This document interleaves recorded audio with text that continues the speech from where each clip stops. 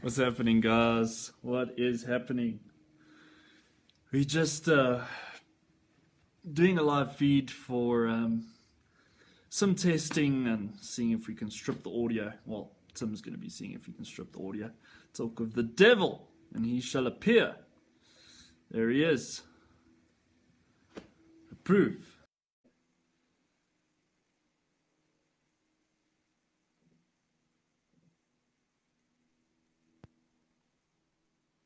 Hallo. Ja, meneer. Hoe gaan het met u? Complain too much. We just had a senile neighbor over. Dementia. Oh ja? Oh shucks. So yeah. So we had Hectic. to convince her to go back to her house. Oh, shame. That's hectic, dude. Yeah. Yeah, man. Okay, so Jonathan's on board. Michelle's won. How's it going, buddy?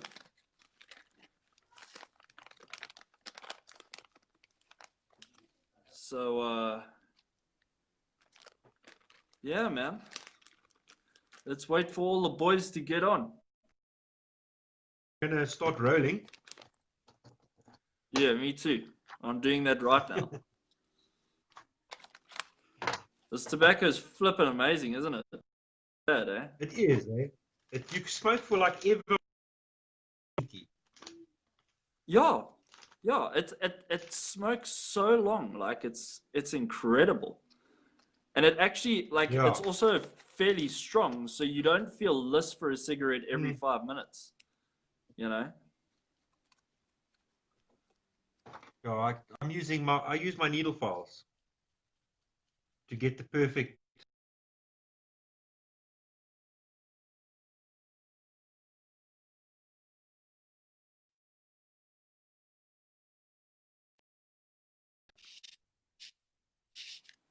I roll it.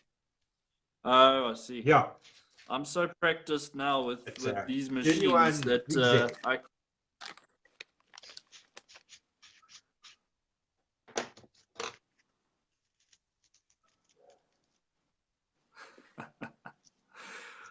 Okay. Anthony, Yeah. he's on board.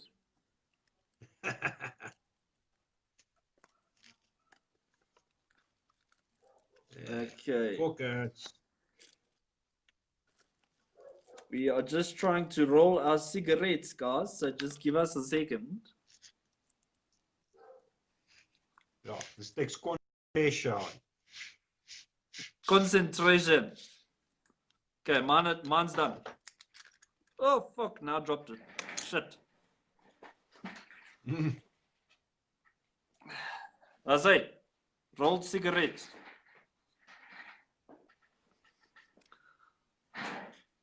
I think the next one we roll, we must have. Yeah, your Morphe extension.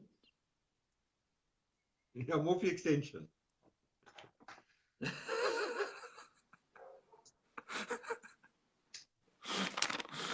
Oh, I love it. You've been here from the beginning. Okay.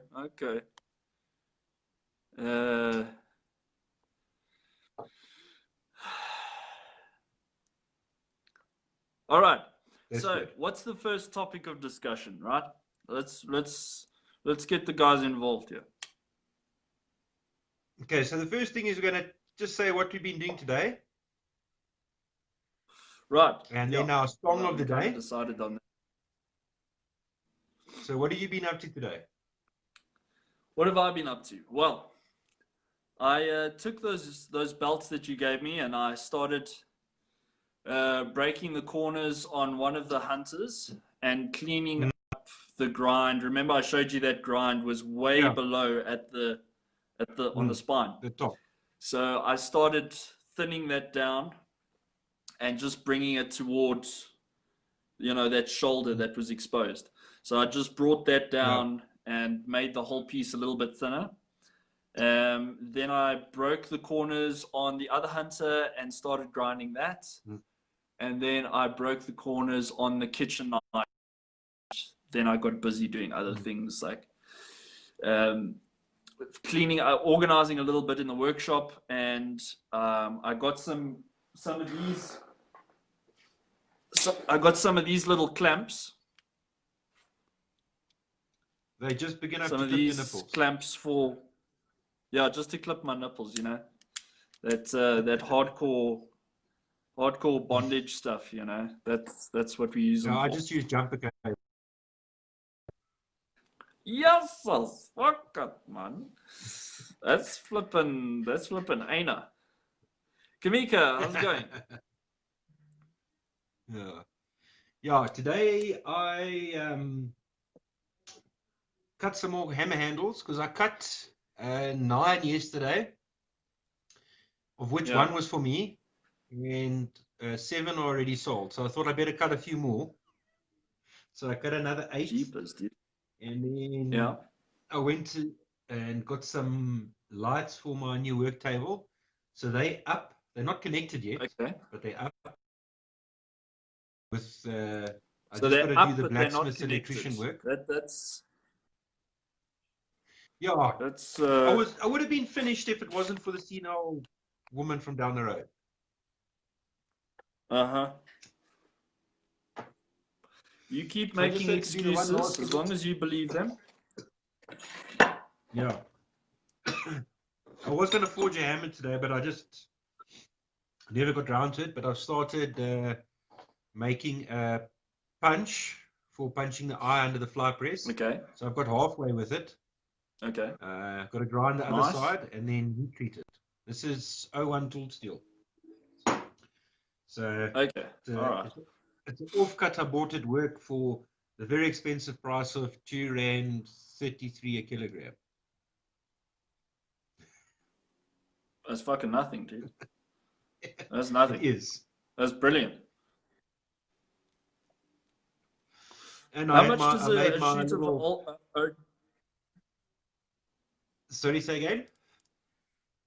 I say, how much does a sheet of 01 tool steel go for?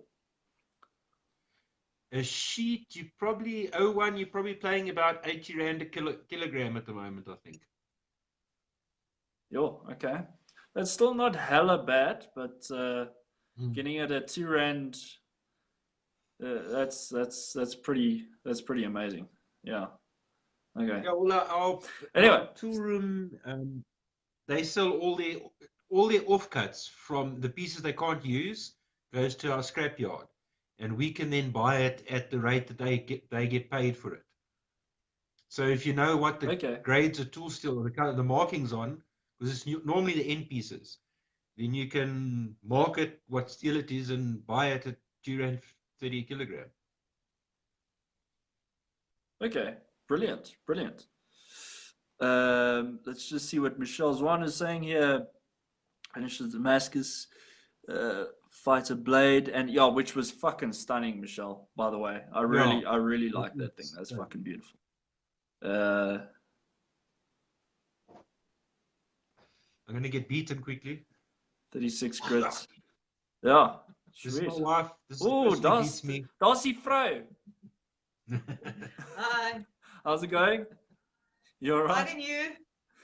Fine, can't complain. Lekker. I'm not getting into bed. Okay. What is that? It's my cigarette holder. Seriously? It's his Morphe extension. She doesn't like my the filters are so small. That's because she likes a real man. Yeah, please tell him that. Okay, this is her coffee now. Yeah. Shit. Okay, I'm getting into bed. Enjoy your chat. Chat again. Bye. Cheerio, thank you. Bye. Yeah, that funny.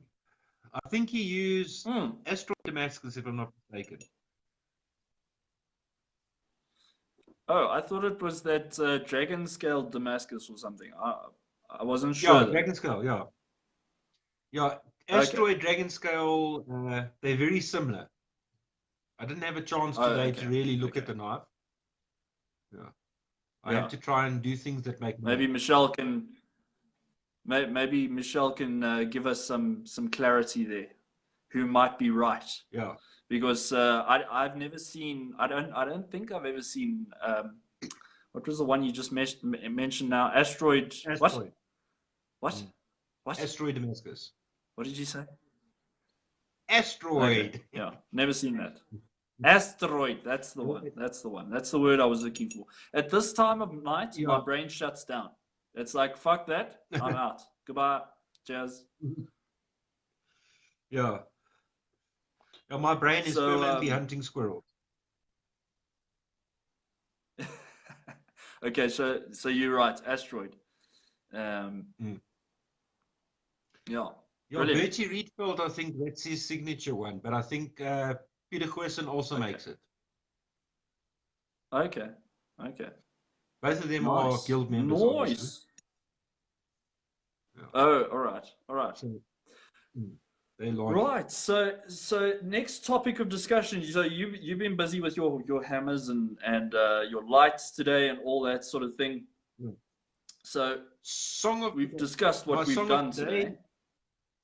Yeah. My song for today is Zombie by Cranberries. That's a good song. That's a good song.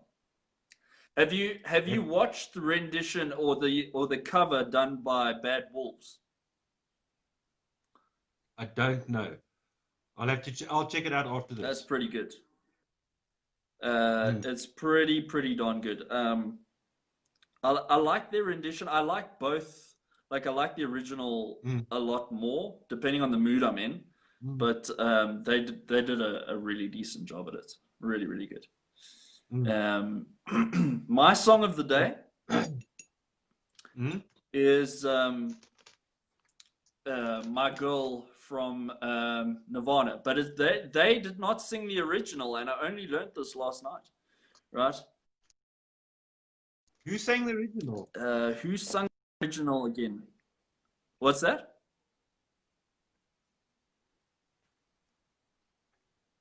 What did you say, Tim? I have no idea. No, I said I don't know who sang the original. Yeah, the original is, man, it's... Oh, man. Grant's daughter said that the original was done by... Because I was telling him about, my little hobby of singing to myself, Yeah, that's just what I do. Don't ask me why, I just love it, right? I was telling him about that, and I was telling him that that's the song I'm practicing at the moment, which is very fucking difficult to actually get right.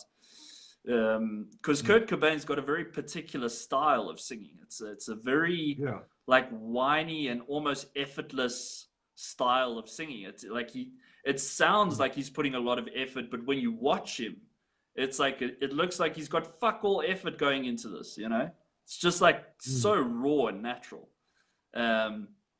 So that's my song. My Girl, not My Girl. Where Did You Sleep Last Night? That's the song. Oh, Where Did You Sleep Last Night? Yeah. But Where Did You Sleep Last Night?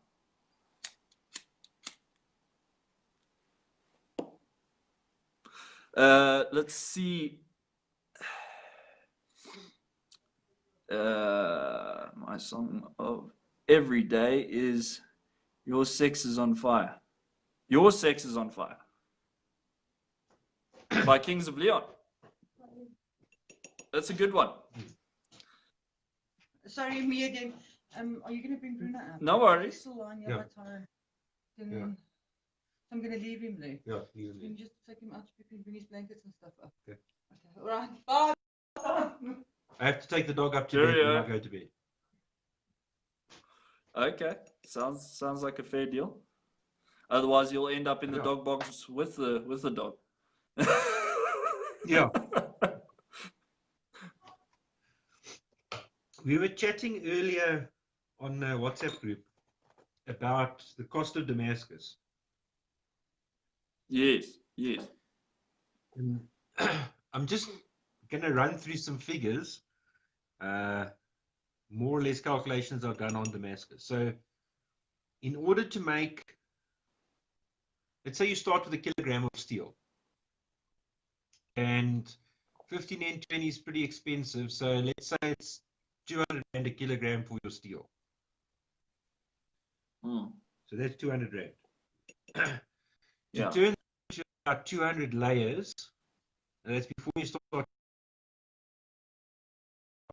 It's going to take you about 400 rands worth of gas,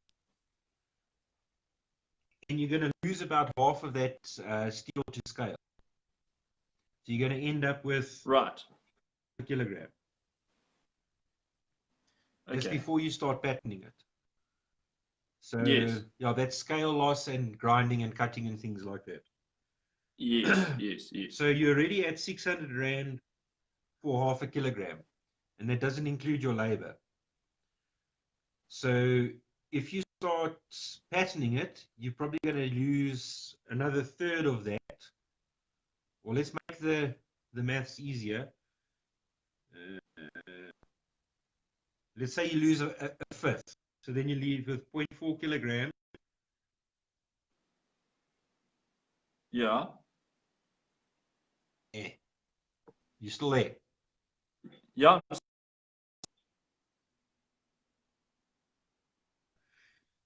So it's roughly about 1,000 and just in raw material costs for the Damascus. Yeah. Yeah. Yeah.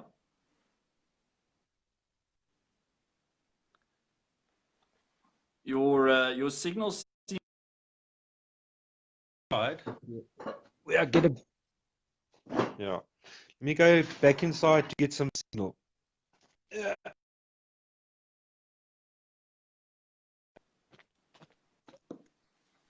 So yeah, then it starts becoming a bit expensive.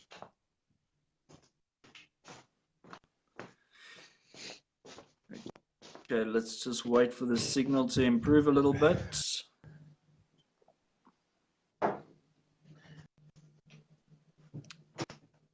Is it not on my It should side? be better I 'cause think I'm my right side's still by- good. I'm right by the Wi-Fi router now. Okay. You're still a bit blurry, dude.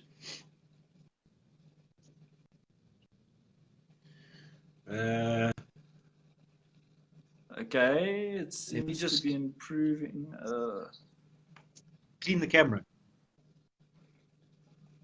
No, it's that very a bit sort of better? like pixelated. No, not yet.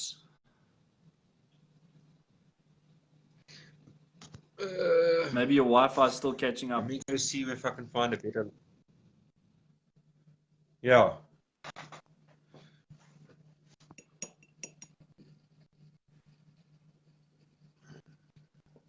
Do you wanna exit and then join in again?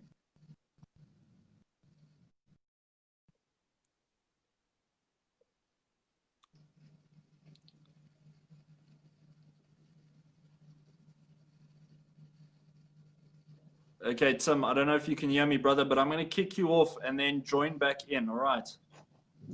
Can I see? Is it better now? No, it's not better from my side. I don't know if.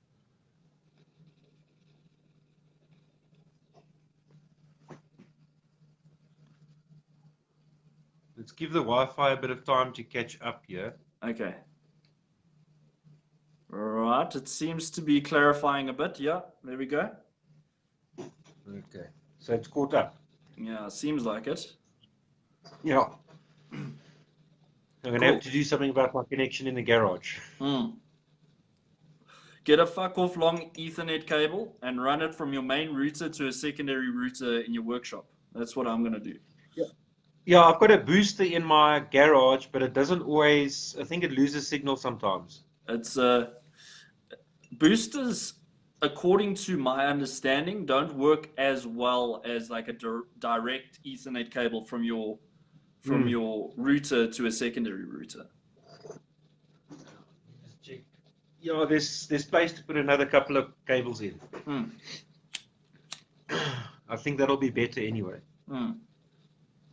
they're not hella expensive, but they're not cheap either. So I don't know how Well, far your router is to the workshop. Mine's about 45 uh, meters. yeah, it's probably that's about 30 meters or so. I'll Mm. measure it tomorrow Yeah, yeah. and get some cable. Sorry about that. I'll tell you what, if you are going to buy an Ethernet cable, right, Mhm. anytime soon, let me know what the Mhm. price is, and then you can just sort of use that cash if it's within the range of Mhm. that cash that I gave you the Yeah. other day. You can just buy me one as well. Okay. Sweet. That'll work out quite Yeah. nicely. Cool, man. So yeah, Damascus becomes expensive because Yeah. of the amount of steel that's wasted in cutting and grinding and Mm. scale because you had such high temperatures and Yeah. patterning. Yeah. Um, Yeah. so So yeah, I mean, so the question becomes like,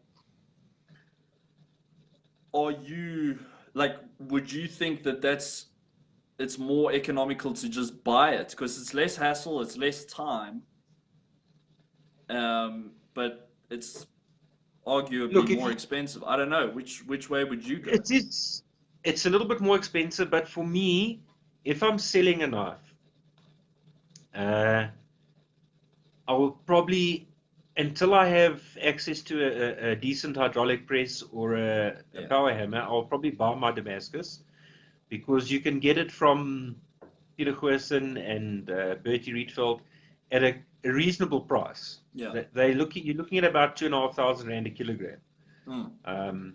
and you can get quite a few knives out of a kilogram Yeah. if you're forging. Yeah. If you like Michelle, who's on knife making light, and you have to grind it out, then it's a little bit more expensive. But Yeah.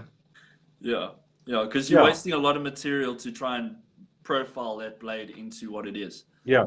Um, so yeah. But So then again, yeah. the danger is if you forge it yourself, you can introduce flaws in the Damascus if you don't forge it at the right temperatures. Yeah. Yeah. Yeah. I mean, I've got a piece of 15 and 20 and 1085 laid up Yeah. pretty much like this, and that the forge weld has been set and everything. Hmm. But I want to do a simple twist pattern on the second Mm. billets as well. I did a billet with Steve Katz and Jack. That was my first Mm. billets that I ever did. Um, so that was with both their help, but Jack's got, as I said the other day, Jack's got gas. So now we're going to Mm. be doing that, I don't know, probably next week. Um, and I don't know how much of that I'm going to be using on pendants, but I want to get at least one or two forged blades. I want to forge a blade out of that, Yeah. out of that twist pattern Damascus. So, because Mm. depending on the way you orientate the twist, like if you're cutting Mm. just like this, then it's just like this sort of Mm. pattern going on. Mm. But if you orientate it that way, it's I don't know. Mm. I don't know how that would look. if you cut it at an angle, like as if you're doing mosaic Damascus. So if you cut it at an angle and then tip it over to bring the pattern out, you'll have like you should have like a swirl. Okay. But what the other thing you can do is, I think Dylan Murish, Yeah. I'm probably destroying his surname. Uh, he's an excellent knife maker as well. He's busy now with a multi-layer bar. So he's taken Damascus, twisted it, Yeah. alternating left and right, Mm. and then he stacks it up. So what happens is when you start grinding away, you get explosion pattern along the edges where they join, and then when you go Yeah. through it, then you start exposing the layers. So you don't actually Okay. forge the bevels in on that one. You Right. cut into the Damascus to reveal the pattern. I think that's Right. going to be a stunning knife when he finishes it. Shit. Yeah, this is the thing. You've Mm. like I see these guys who do these like exceptional patterns, and they put all these things together, and they do stacks, and then they forge weld it, and then they stack it again, and they forge weld it, and I'm just like, how in fuck's name do you keep tabs on where the fuck everything's supposed to be? Like, that's not the first time that guy's doing it, right? You must fucking know that guy's made plenty of mistakes before he got to that level. If you want to watch a guy who knows what he's doing on Mosaic Damascus, you must look up Carl Royer on YouTube. Yeah, Kyle He's Royer. American Bladesmith. Yep. He's busy now with another sword build, Yes. where he's done a tile pattern, and it looks stunning. I'm watching that at the moment. I watched it just about 2 days ago.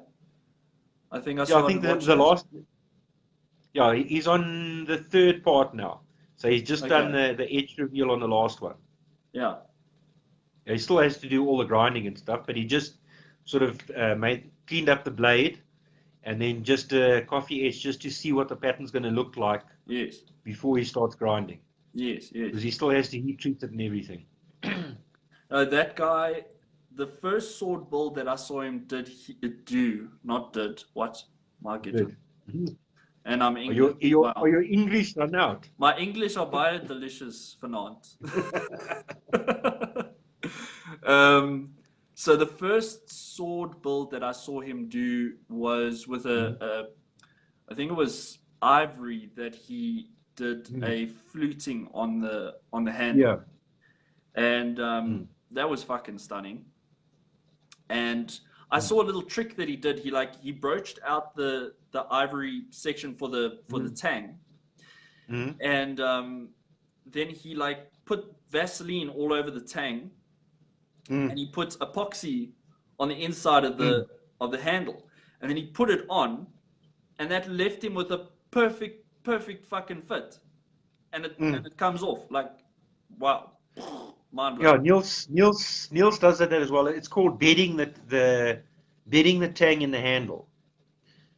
Okay. So then, if you're making a takedown, not a takedown, making a takedown, you bed in the handle with epoxy. Then you don't have to have pins to align everything. Right. Because everything's aligned. It's all a tight fit. Yes. That's fucking incredible, man. That's when ultrasonic cleaner comes in very, very fucking handy. So you can get inside that fucking handle, make sure that there's no Vaseline left over on the inside. Yeah. Let's see. Yeah, I understand that. Antoni, is that? I still don't know how to say this fucking guy's name. Like Antoni. That's just what it's gonna have to be. Alex Steele also has a lot of those types of Damascus that he makes. Alex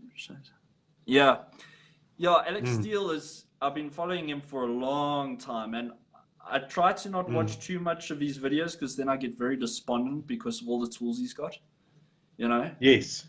I get very despondent. But he's worked hard for it. It's not like he's just been a rich boy and just got all the stuff. Like, he worked fucking hard for it.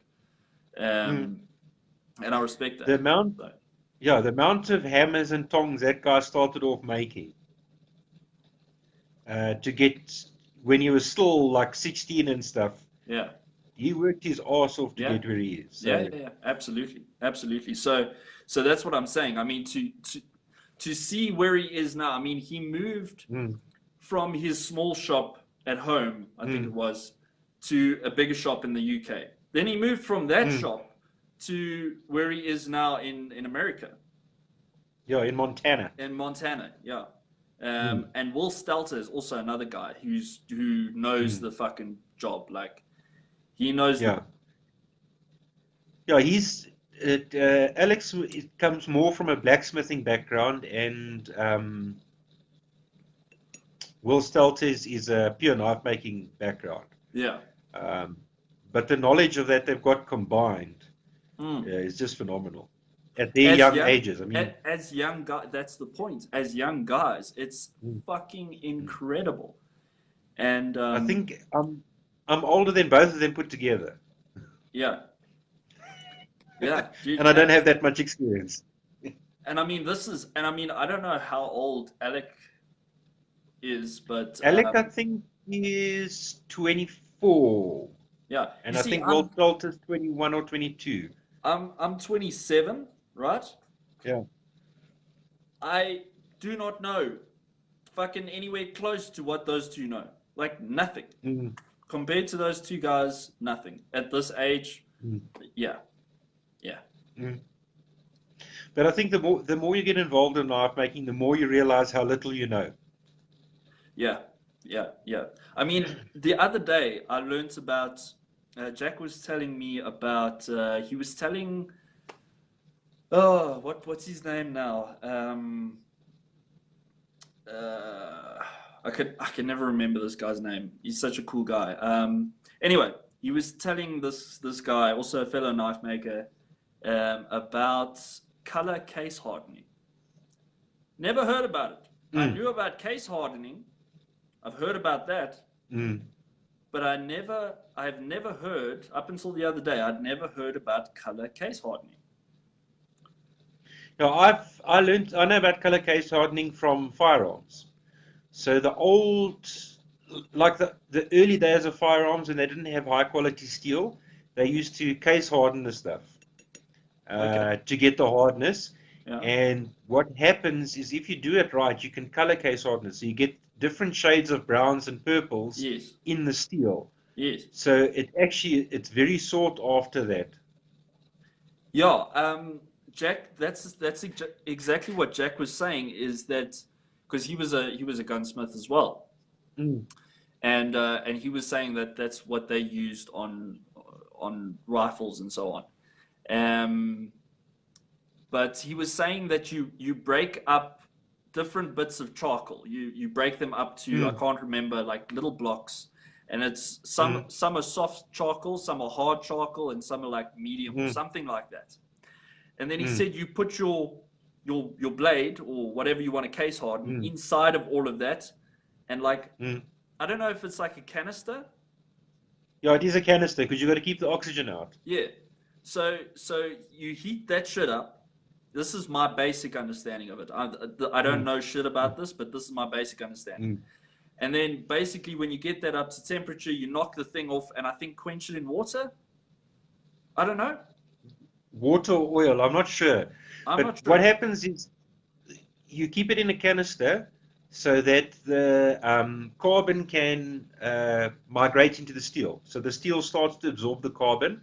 That's why it only penetrates, half a mil to a millimeter, maybe 1.5, depending on the time you hold it at that temperature. Yeah. There's all these charts on diffusion rates on how fast the carbon goes in and shit. And then you basically take it out, break the canister, and then quench it in oil or water. I would Oil probably or go with water. water. I mean, with oil, sorry, because I'm too shit scared to put anything in water besides a hammer. Yeah, look, I don't know. I do not know. I know quenching a blade in water unless there's something that I'm not taking into consideration that Mm. that could be an idea. I don't know. I know the Japanese swordsmiths quenched in water, if I'm not mistaken. It's a brine mixture, so it's a salty water.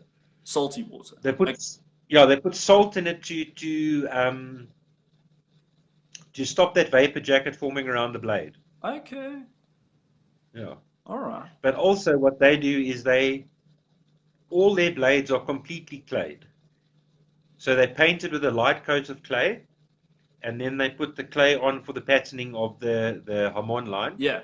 Yeah, so Um, the whole and the that whole blade is clayed up, but there's a thin layer of clay to where the cutting edge is going to be. Yeah, and that Yeah. helps. It helps lessen the shock of the quenching in water. Yes. That's why, if you've watched, there's a couple of videos on YouTube of them quenching in brine, is what they call it, Okay. where when they put that blade in, you see that blade bend in the water, Yes. and you see the clay start to pop off. Yes. Now that clay acts as a slight barrier to slow the cooling rate a little bit, Yes. but that's why you have different length Japanese swords. So you have tantos, Yes. wakazashis, and katanas, and whatever else. Yeah. But it's based on Maybe he fucked up and he gets a short knife. But listen, it's absolutely fucking mind blowing that they were able to understand how things work and get it down to such a fine art at that stage of, because I mean they didn't have the steels that we've got now. No, they did. No, Well, they had what I'm they had a bloom type steel. yeah. So the problem with the bloom type steel is it's very inconsistent. So normally what they would do is they would take their bloom, they'd refine it, then they quench it in water and they break it. Okay. And then they look at the pieces that they've Yeah. broken up and they look at the grain structure Okay. to see, and from that grain structure they can determine either it's a high carbon, a medium carbon, or a low carbon. Yeah. And then they take, say, all the high carbon pieces, they put that together, then they forge weld it, they Yes. cut and fold, and they forge. Yes. They do that a number of times, and the reason they do that is every time you cut it and you fold it, you make the inclusions smaller. Yes, and you're also and- distributing the carbon throughout the piece, aren't you? Yeah. Yeah. Your carbon levels in the steel wants to be homogeneous, Yeah. so it doesn't like to have high concentrations. Yes. Yes. And with cutting and folding it, you get a very fine grained, decent steel. And then they would use the, depending on which age it is, there's a whole lot of different construction methods for the sword. So Yes. some had a hard core and medium carbon just on the outside. Others had a hard edge, medium carbon on the outside, and a low carbon in the middle at the back. So it depends on the era, Yes. Yeah. how they constructed it. And But to figure all that shit out without electron microscopes and spectrographs and all that other shit, yes. that takes some doing. And this is something I wanted to mention now as well. It's just a little bit of information that I remembered while you were talking about this, but I see Michelle Zwan has already said it. The Tamahagane steel. That's that's the from the bloom that they get. Yeah. So the guy who, I think he like looks after that bloom for like 5 days or something. And then he picks those pieces out that he deems worthy, and then when he sends it to the swordsmith cherry picks from those pieces as well. So yeah, well done there, Michelle Zwan. 10 points for that. Yes. Kry vir jou R50 komplimente van Absa Bank.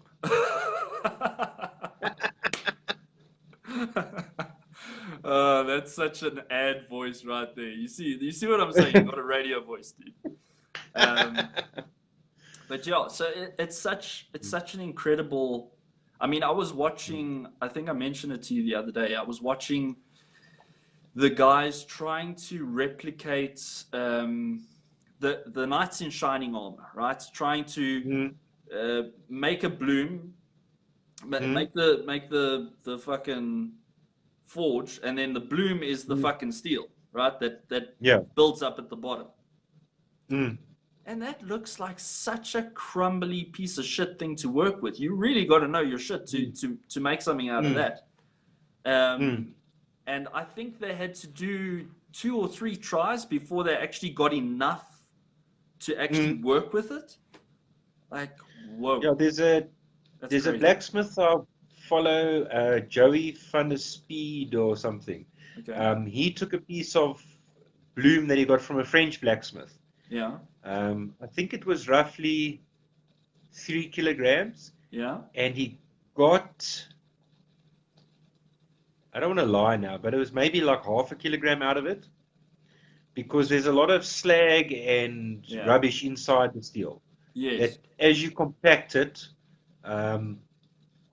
all that shit comes out, and obviously working at such a high temperature, you obviously lose to scale. Scale as well, yeah. Because you're refining by taking out impurities as well as distributing carbon and getting the finer grain structure all in one. Yeah. Yeah. When I wasn't into knife making, I thought that the whole Japanese sword, like I hadn't researched it, I hadn't done anything. I just thought that that was just to make the blade stronger by folding it multiple times. I didn't know why, didn't know, like I just thought, you know, that's all it is. And then I started when I started getting into knife making and started developing more interest in all these different processes. And look, I still don't fully fucking understand every aspect of everything, obviously, but it's incredible. It's really, really incredible what they were able to do. But yeah, so next topic of discussion.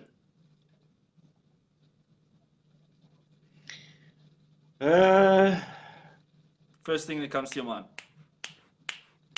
Becoming a full-time. There we go. That's a good question. That's a good question. It's got to suck. You can make a small fortune in knife making. You just have to start with a big one. Yeah, exactly. And you know, this is something that Niels said to me. Niels has pretty much been the only guy that I've known throughout the years of me being interested in knife making. Steve Katz introduced me to him. Yeah. But Steve was doing knives at the time, but he was still learning from Niels. And then I went to go and talk to Niels, and you know, and did a couple of his courses and so on. And this is something that Niels said to me: is you're never going to be rich making knives. You know that now. That's obviously arguable. There's guys who are making exceptional pieces out there, and they're making fuck tons of money on them and stuff like that. But what he was, I guess Niels's point here was that you spend so much on abrasives and all these other tools and materials that you need to, and you want to up your game, and you want to make better and better and better pieces. And it's expensive. It's expensive. Obviously, it doesn't have to be expensive. It can be as expensive as you want it to be. But if you're going into it full time, it does get expensive. I mean, you look at, say you're making one knife. Okay. You can use old belt to grind it when it's still soft. Yeah. But when you get a hard blade, you need a new belt. Yeah. And you can only do a certain number of blades on a belt before it's considered old. Yes. And my gauge of it is when you take a fresh belt and even a hardened knife and you grind that first cut and you look at the side where you've ground, it's got a dull appearance. The shinier the blade gets, the older it shows the blade is older because it's no longer cutting as much, it's doing more polishing than cutting. More polishing. That's exactly it. Because there's more surface. Peaks have broken down so fine that it's doing more buffing than anything else. Yeah. So it becomes, counterproductive because it takes you longer. Yeah. You've got more chance of overheating the blade. Yeah. Because I like going in dry, not like you and Jack who like going in wet. Hey, listen, when we apply that topic to other topics, I think going in dry is a bad idea either way, you know. Yeah. But the thing is with grinding wet, it's a messy business, and it does, like, I mean, I was talking to Garth Fletcher about this today. It hammers your bearings. Right? Whether they sealed or fucking not, it hammers your bearings. Yeah, because remember that liquid's got all the bits of abrasive and hardened steel and shit. Yeah. It's gonna wear it out. So the life of your bearing goes from fucking here to fucking here, right? And I mean that's pretty much the problem with my grinder now is that I've been wet grinding on the thing, and over the last couple months, I've realized, fuck, these bearings they're fraught, And I was on a call with Garth Fletcher earlier today, And I said to him, listen to this. What do you think it's the bearings making this sound? He said, yeah, those bearings are fucked. Absolutely fucked. So I've got to get that replaced. But the thing about grinding wet, in my opinion, and I've spoken to Jack about this a lot, is that you can grind, especially when it comes to straight razors. Now, I've never fucking made a straight razor, but I've seen Jack make a lot of them, right? And grinding that thin, you need to wet grind. Yeah, you have to. There's no doubt about it. You cannot go that fine on a belt and that thin on a straight razor blade without overheating. It's, in my opinion. I don't know. Maybe there's another way. If you look at the way the Japanese grind their blades, but they obviously using stones and stuff. Yeah. But those stones are running in water. Yeah. And they set up to run away from you. So it throws the water away from you, not at you. Yeah, not like our belt grinders. Yeah. No, look, it is a messy business, and that's the problem, especially when it's winter and it's fucking cold. Your hands get so fucking cold, so that's not ideal. That's why you need to start forging, so you can grind, get cold, go forge, get hot. Yeah. Grind, get cold. That's it. There we go. I need to come for a couple of classes with you. Yeah. But yeah, I mean, everybody's got to find their own, and I think this is the frustrating part in the bit, because if you only know one knife maker, say for example in your journey of becoming a knife maker, you want to go full time, maybe you only know one or two knife makers. One guy's going to have this way of doing it, another guy's going to have this way of doing it, and now you stuck between two opinions that really matter because they're both knife makers, but you got to fucking find what works for you. Because so, you know what I mean? It's a bit of a catch-22. Yeah, if you're going to be making thin blades like chef's knives, razors, those very fine edge things, then it pays to go into wet grinding. Yeah. And yeah. It's just one of those things. If you want to make the best product, you got to use the best process for that product. So Exactly. if you're making axes, there's no need. But if you're making straight razors, you need to do it. Yeah. I mean, I was burning so many blades at one point. I was getting so fucking frustrated, and it's just because I wasn't dunking enough, and then I was pushing hella hard, and my belts were old as well, so they were heating up that steel fucking quick. I didn't understand all of this at that point. It's only when I had the exposure to seeing somebody doing it every day that I started putting things together and being like, right, old belt equals heating up very fucking quickly, right? New belt, not so much. It still heats up, don't get me wrong, but it takes longer to heat up than a old belt. Yeah. Didn't know That's that. why I normally do my rough grinding before heat treatment with a 40 grit belt. Then after heat treatment, I grind with an 80 and a 120. Yeah. Because it grinds slower, but it means I've got more control. Yeah. Because by that stage, you've got a good couple of hours into the blade. You don't want to fuck it up at that point. Yeah. No. Oof, no. Burning blades when you're almost done, that kicks you in the nuts so hard. Like, oh my word. It's almost as bad. Reggie. It's almost as bad. I think it's worse than what happened with Grant today with his blade. Yeah. That hurt. That is such a kick in the nuts. Like it's the same, if not worse, because both are your fault. But the thing is, the grinding. If you had just kept the blade cool, it would have been fucking fine. But you know, oh man, it's called school fees. Exactly. I've got a whole pile of school feeds in handmade Damascus, Sanmai. Don't quench your water in blade. A blade in water. I've tried it Mm. to do like a dip and then into oil. Yeah? Yeah, no. No. Because when you start to think, I must take it out now, you should have already taken it out, and then you hear the click. Yeah. When you start thinking, that's about that time when you finish thinking.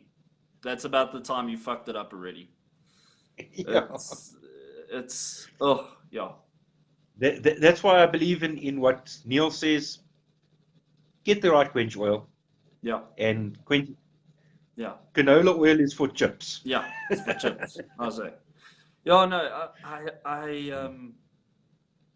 it's really, really incredible. Like this is the thing that I keep saying to Jack, and he's probably tired of hearing it because I mean it's the fucking truth. But Mm. if you are not exposed to this, or you're not doing constant research on it and applying it, not just fucking reading, but applying the stuff, learning it for yourself, seeing how it works. But I'm lazy. I like to fucking view stuff and see and ask questions on the fly, and then go and do research, and then read more in depth about it, you know. But I'd made a few knives before Jack. Now I'm like everything's starting to make sense. You're able to put this together, and because of that, this makes sense, and because of this makes sense. And if I were to give, I mean, going back to our topic of discussion, getting into knife making full time as a beginner, Yeah. if I were to recommend something to anybody who wants to start making knives, is go and fucking work for free for a knife maker. Right? That's the best fucking way to learn, and not just like a guy in his garage who makes some knives. I mean, if that's all you can get, that's better than nothing. But go and learn from somebody who really, really knows their shit. I mean, look at that young guy. I think his name's Daniel, who's helping Stuart out. Yeah, Man, I would love to be in I've his met shoes. him once. Yeah. But he's also in a fortunate position where he can get to learn from a guy like Stuart. Yeah. Yeah. I mean, Stuart's been making knives for about 18 years now, I think. Yeah. I don't know, somewhere around there. I mean, I'm really just very, very fortunate, and I'm not saying you can't learn it by yourself. You can, but the point is your learning curve and your expenses are going to be arguably way less, because you don't have to make the mistakes by yourself. Somebody's already made those mistakes, and he can tell you, don't do that shit, because this is what's going to happen. And then if you decide to do it thereafter, that's your bad. All right. So, you know, I mean, let's have a few comments here. See,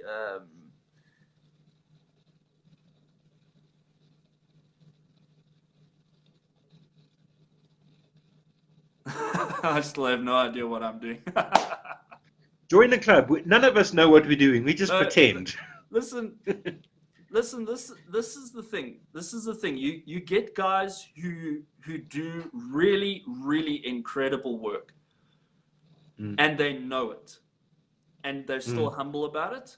That's awesome. That's fucking incredible, right?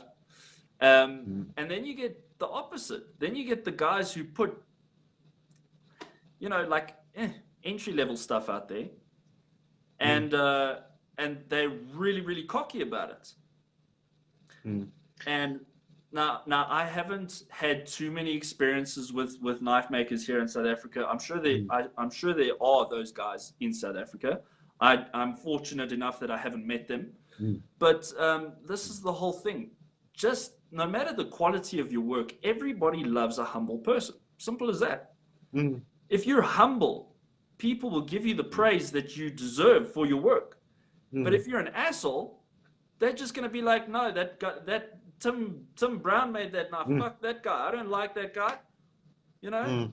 you know what I mean. So humility really opens a lot of doors, and this is something I preach a lot because I genuinely believe if you're not humble, you cannot fucking learn. Mm. You cannot There's learn. there's a guy I watch on YouTube. He's a bit of an arsehole, but he's got some very interesting advice for business. Mm. So what he says, and this applies to any type of business, Mm. you need to target someone who's about, say, 5 levels ahead of you. Yeah. And then you need to network with the people at that level Mm. to learn so you can get more exposure. Mm. And then he says what you also need to do is you need to teach people that are 2 or 3 levels below you. He says because by teaching those people, you're learning at the same time. Mm. Exactly. And going back to that, there was an article I read some time back about retaining information. Mm. And there was a lot said about writing down information and the connection between writing down information that you've already learned. It makes another sort of point of connection with your brain and you're able to remember it.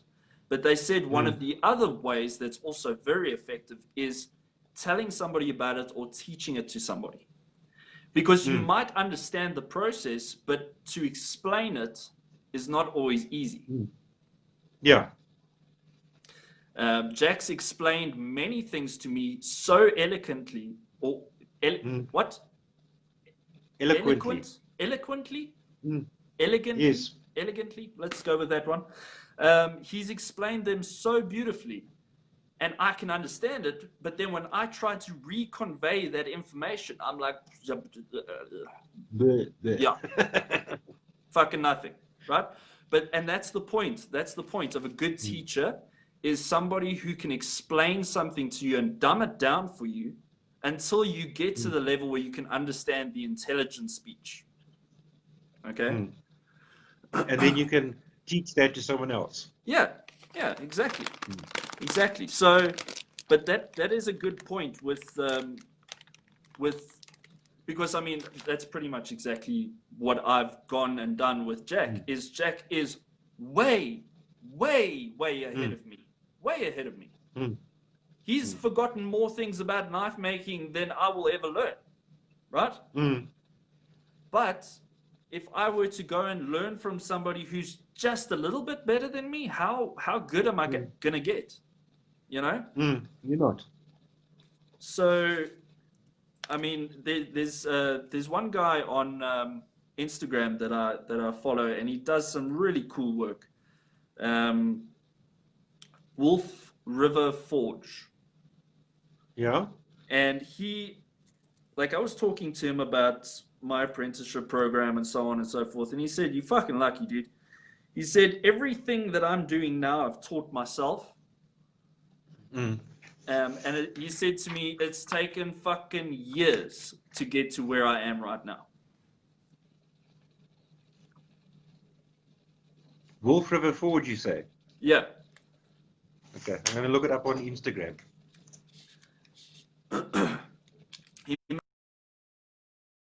He's really cool. He's a great guy. I'm looking for my Morphe extension. It's not here. There it is. It's with my squirrels.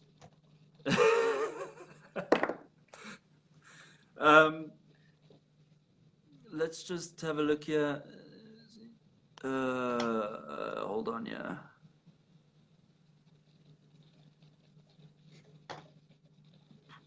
Yeah, Michelle says that he just started. There was never anybody that he could really learn from nearby. So, and that's exactly what we were speaking about the other day, Michelle. So, I've got a lot of respect for guys who learn by themselves because that takes serious balls. It takes serious balls. Let's just have a look.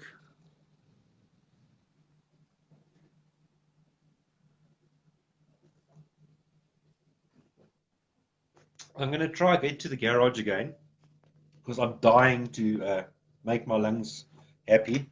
Yeah, yeah.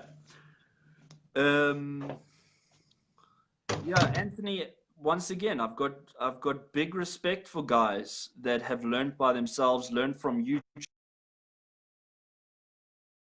Huge, huge respect, man.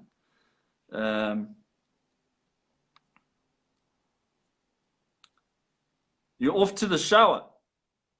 You're going into liquidation.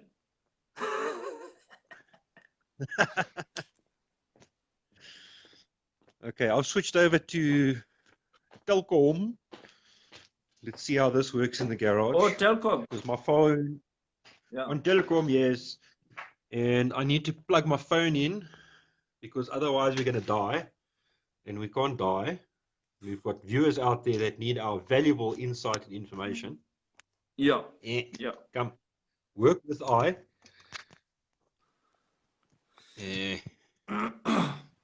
So, Tim, are you going to see if you can rip the audio from this? Yes, I'm gonna pull it off Facebook when we're finished, and then I'm gonna see if I can rip the audio somehow. Okay. I don't know how yet, but yeah. Come on, I need a stand. The wonky balancy stuff. Here we go. Right. I know that story all too well, and then I MacGyvered this piece of GoPro kit onto a phone holder thingy mabobbin, and it works like a fucking dream, dude. I know, I want one. Yeah. You should patent it. I should do a collaboration between the China Mall fucking special phone holder thing and GoPro, and then like patent it. The knife maker's best friend. Yeah. You get the Bryce Weiss and you get the Trenton, I don't know. The Trent stand. The Trent stand. Because standard, Trenton standard, the Trent stand. Oh, yes, please. Yeah. Oh, the Trent stand. Here we go. There we go. We've got a trademark already. You know, I was thinking about this podcast the other day, and I was watching, what's his name, Joe Rogan. And I love that guy's fucking podcast. I really, really, really love. Like, I enjoy them so much more when I'm high. But like, But even well, you have to be high as he is. Yeah, but I mean, like, he's just brilliant.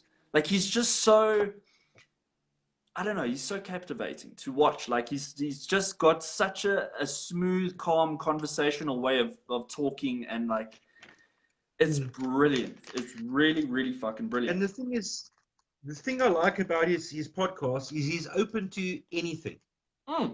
He's not there to. He's not a news show that's trying to stamp his flipping viewpoint on it.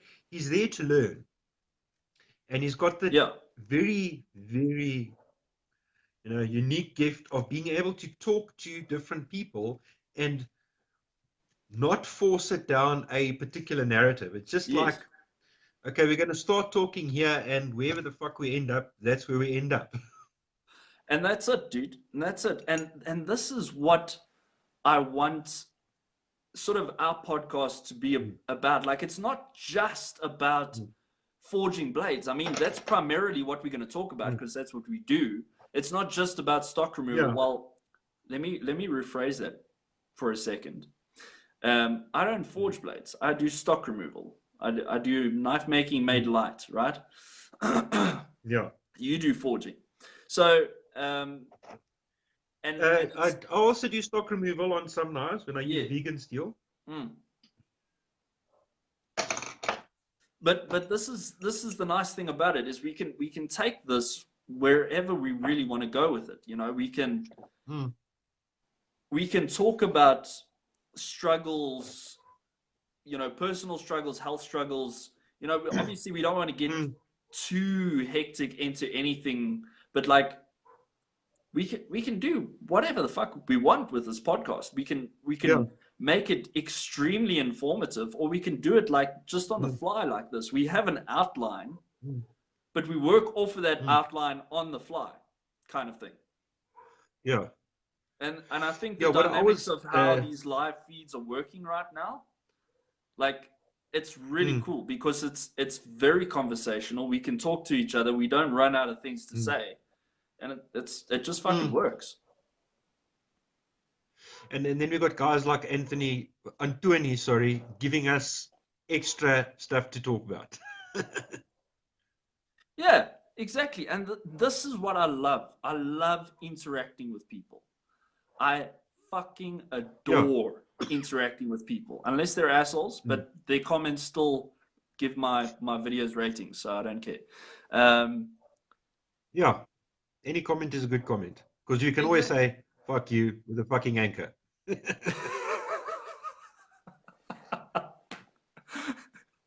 Oh man. Um,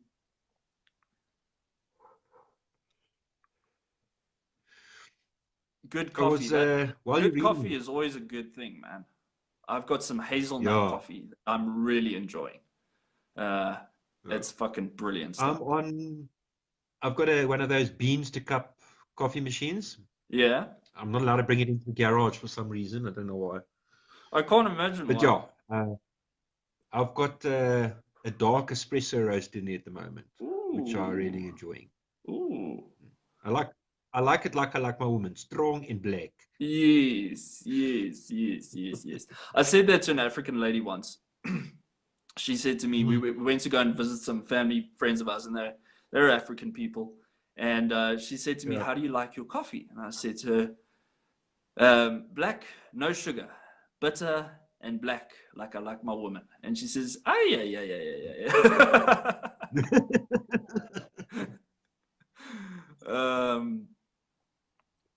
Let's see what Anthony Oh, says. I like forging, but stock removal when I do not have to what have too much. I believe you meant too double O, too much yeah. time to work No, on no, police.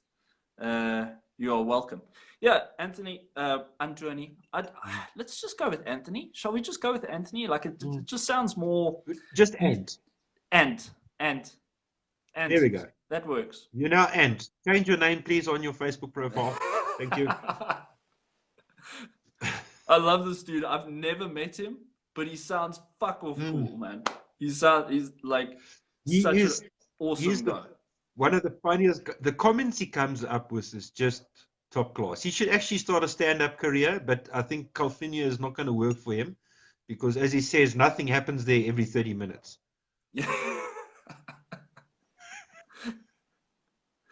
but you see this is, you know, when you're doing a live feed and you know you've got people watching, but nobody's fucking Mm. saying anything. Like it makes it Mm. very difficult. Like if you're doing a single Yeah, live, it does. if you like, Mm. say for example, it's just me on my own, I'm just talking, Mm. like it becomes very difficult to sort of interact. But when you got comments coming through and you're doing a live feed with Mm. somebody else, like if they're not saying any fucking Mm. thing, you got this going on, you know. Yeah, yeah. What I was watching last night, I came across in researching podcasts and things. Um, this guy was talking about uh, strategy, marketing strategy, and he says Joe Rogan's podcast, because it's one of the oldest and it is probably the best. It's got the biggest reach of a podcast, and he Yeah, says his marketing strategy is just brilliant yeah, because it's a live. It used to be live. Now it's a live recording um, that's put out in long format.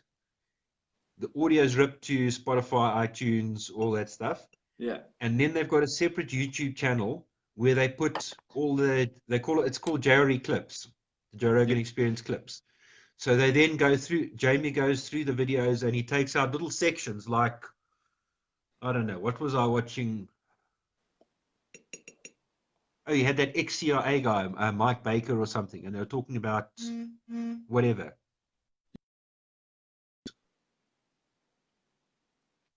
All those little clips that you can put out, which can generate views and generate hype.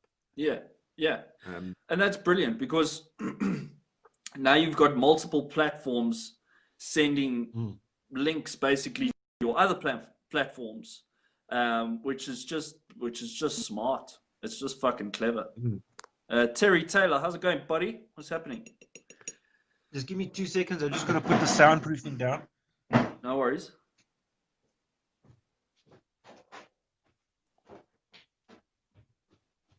So we just waiting for Tim to come back. Shouldn't take too long. But yeah, there he is. There he is. Yeah, my son's window is right by, or faces the garage. So I talk to a loud voice, Okay. All right. and he's obviously Yeah. trying to sleep.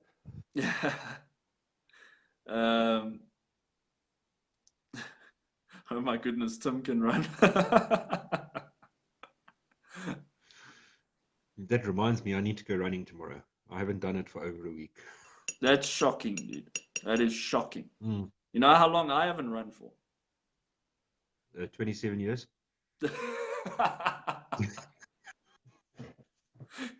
When I was in the Western Cape, bro, Mm. we like my rondavel was on the top of the hill on the reserve that I was on, right? Mm. And I would run down to the training center where they would basically get the guys that were taking part in the anti-poaching school to do their exercises. They would beat the crap out of these guys with exercises. It's fucking disgusting what they do to these guys. Oh, fuck. Yeah, no, they fuck them up